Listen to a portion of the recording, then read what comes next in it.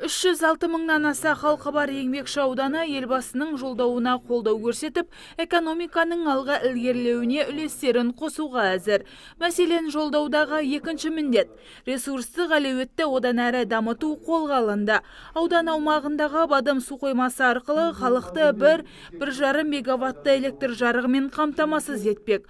Жоба 2018-2020 жылдар аралығында жүзеге асады. Инвесторлар тарапынан қаржыландырылған жұмысқа 700 миллион теңге жұмсалды. Өркениет елдердің қатарына қосылу үшін біз не істеуіміз керек деген мәтінді елбасы халқына ұсынды.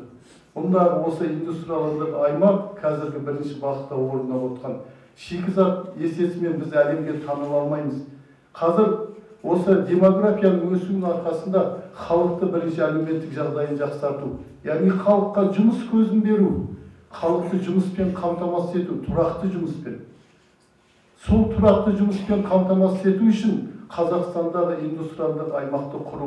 Аудан аумағында әрі 3 индустриалдық аймақ бар болса, биыл оның саны тағы бірлікке артады. Жыл соңына дейін темір-бетон бұйымдарын шығаратын зауыт іске қосылмақ. Сондай-ақ Еңбекші ауданының әкімдігі халықты жолдаудың 10-шы міндетіне ден қоюын үндейді. Яғни балаларда балабақша, мектепке орналастыруда сабылып жүрмей, электронды нұсқаға көшу керек. Осы арқылы жемқорлықты жоюға үлес қосылмақ. Елбасымыз айтты, қазір адамдар өмір сүруге қолайлы елдерді емес, қолайлы қалаларды іздейді. Сондықтан біздің Шымкент қаласы да өзі орналасқан географиялық аумағы да өте ыңғайлы жер, табиғаты да өте тамаша.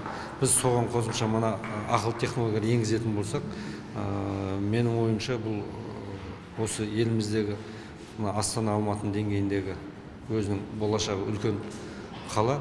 Біз сол бағытта да жұмыс жасау керек болады. Жиынға қоғам қайраткерлері мен облыс мәслихатының депутаттары қатысып, жолдауда насихаттауға олар да өз үлестерін қосты.